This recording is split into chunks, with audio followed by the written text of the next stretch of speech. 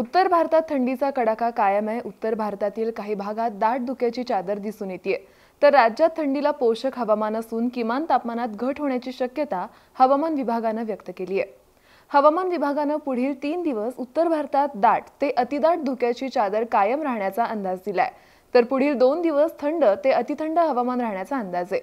उत्तर भारतातील पुढील 3 दिवस थंडीची लाट कायम राहणार आहे, असाही अंदाज हवामान विभागाने दिलाय।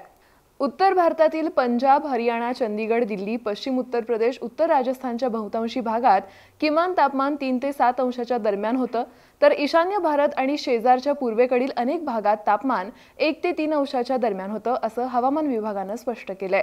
राज्यातील अनेक भागात किमान तापमानात घट झाली आहे।